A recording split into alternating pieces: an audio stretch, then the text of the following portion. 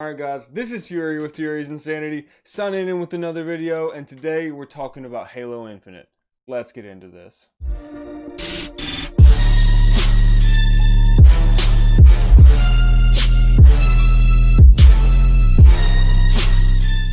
Alright guys, so as many of you probably know, there was a new trailer that released for Halo Infinite here recently.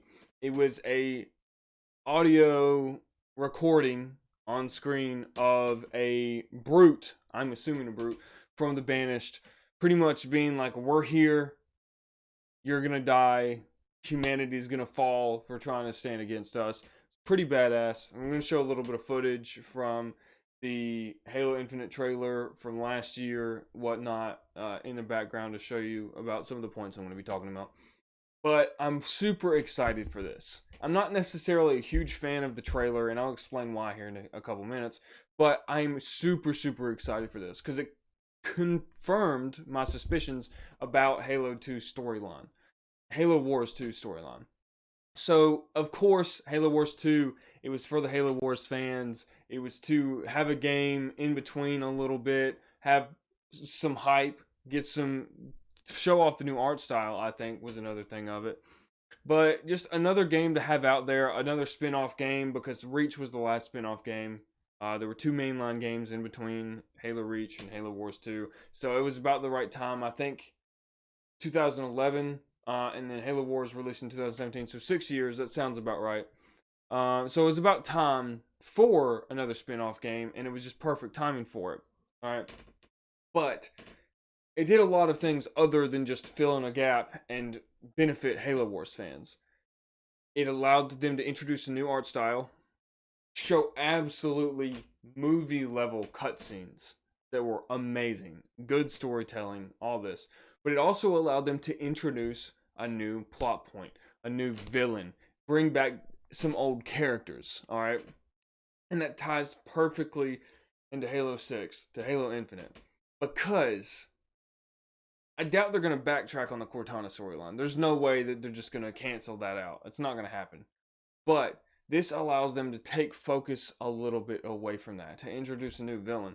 The role that Jul Mudama failed to fill because they killed him off like a bitch. Speaking of which, roll the clip.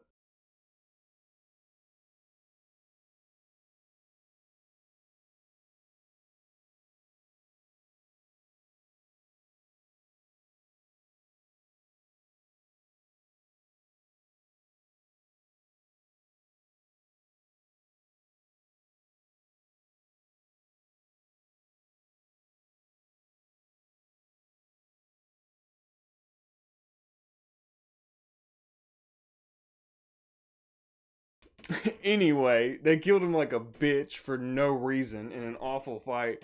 But it allows Atriox to fill the role Jul Mudama failed to have. That third party. Now, I think this is also going to have implications. Yes, I do believe the humans and Banished are going to clash. But I don't think by any means Atriox is going to be the main villain. A lot of people doubting this theory, but it's still a possibility that the Banished will team up with the humans, kind of like the Covenant did, or the Elites did in Halo 3. The reason I say that is because there are two options. Atriox is going to join Cortana, or he's going to fight Cortana. And Atriox left the Covenant, revolted against the Covenant, because he did not want to be a slave. He realized the missions they were sending him on were ridiculous, were awful. He was nothing but a puppet, and he despised that. His role is taking in all of the elites, the shipmaster, I can't remember his name, the other brutes, the grunts, the jackals, all of them, was for free will. Anyone that serves him has complete free will. They can leave at any point in time. They don't have to serve the Banished. They joined because they believed in the cause. They're not forced to join. It's not like the Covenant where if the Ungoi try to leave, they will massacre them until they submit. They're like, Atriox doesn't have slaves. He has companions. He has comrades. That's the whole point behind his character. Yes, he's an asshole, but he's an asshole because of what he was forced through. And I feel like that's something that a lot of us could probably relate to. So he's a very interesting villain in that kind of gray area. Like, he has the potential to be a good guy, I think. or to do good things. So Cortana might give him this option, and he's not going to accept it. And I doubt, he's going to be like, well, I'm going to fuck you guys too at the same time to the humans. It's like, let's stop killing each other for a second. We don't have to necessarily work together, but we can prevent this dude over here, this girl over here, Cortana, from taking over the universe. And I believe that's a completely possible scenario. Would love to see it. Freaking Atriox, Arbiter, and Master Chief all going against the created, I think is what they go by. It would be awesome. But just, it has so many implications on the story for Halo Infinite, honestly. The brutes are back, period. That's amazing. That alone is worth it. The new art style from Halo Wars 2 is much more classic, much cleaner, way better than Halo 5, honestly. So that's something I'm super excited for. But with the brutes coming back, you've got the chopper, the mauler, the grenade launcher. I can't remember what it's called right now for some reason. The spiker, all those brute weapons factions. You potentially have like the Revenant, different versions of the Wraith. Like the art style of the new Covenant members are going to be cool. Like the Hunters are going to be red. I think that's great. You might see the Banished versus the Covenant somehow, some way, which would be cool, fun to watch. But it has so many implications on just gameplay. New weapons, new vehicles, stuff that, honestly, in my opinion, Halo 4 and Halo 5 suffered at the most. Halo Reach introduced the Revenant, it introduced the focus rifle, the plasma launcher, the grenade launcher, the freaking designation airstrike thing. I want to say there's another one. The plasma repeater, for crying out loud. Like, it introduced new vehicles. The freaking Falcon. Like, it introduced new vehicles, new weapons, I don't think it introduced new creatures. New art styles, new armors. And I feel like it's a perfect opportunity, bringing this faction in lore-wise, to do the exact same thing that Halo Reach did. Innovation. Alright? And this is my fingers crossed. I feel like after everything we've hoped and prayed for, I think they'll bring back playable elites. And if we're really, really lucky and they just want to smack that nerd button, I was going to say something else, they would do playable brutes. And that would be fucking amazing. Hate me in the comments. That's perfectly fine. But I would absolutely love that. I am hyped for Halo Infinite. I am hyped to see the Banished and Halo Infinite in the future storylines. But please, my one hope with that storyline, with Atriox coming, do not kill him off like they did Joel Madama. Do not kill him off like they did all of the Prophets. He does not need to be a one and done character. Like, if they intend to continue the Halo storyline, he could be a faction on his own. He doesn't have to continuously forever be a villain. But do not kill him off.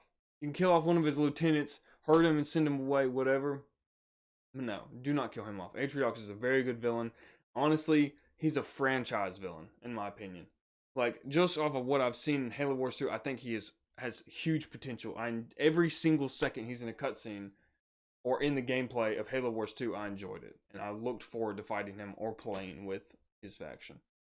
Anyway, but just to cover really quickly what I did not like about the trailer, I was very disappointed after waiting almost a whole nother year for something. We got a full cinematic trailer last year, Discover Hope, and then they give us a minute-long clip of us literally looking at a screen. Like, looking through a screen at a screen, and all of it is an audio recording. So that was disappointing. But what it revealed was exciting and much so worth it. So yeah, you guys tell me what you think. Like, genuinely, I want to know what you guys think.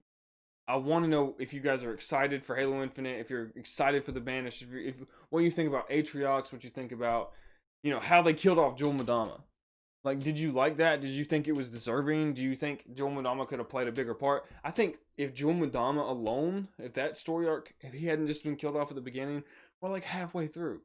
He faces off against Locke or the Master Chief while he's trying to interrupt their mission great. Like an in-game battle, like they did Tartarus. Come on. Tartarus was a fucking amazing villain. Joel Madama's lieutenant in Spartan Ops did more than Joel Madama did in the actual games, in my opinion. Like, I don't know. You guys tell me what you think. You guys tell me what you would like to see. I'm going to be covering the absolute shit out of this as it releases. The new updates that are eventually going to be coming to MCC, I'm excited for those too. So I'm going to be doing a lot more Halo content. I hope you guys enjoy it. Please leave a like, comment, and a subscribe if you enjoy the content to support the channel. And if you're feeling really froggy, share the video.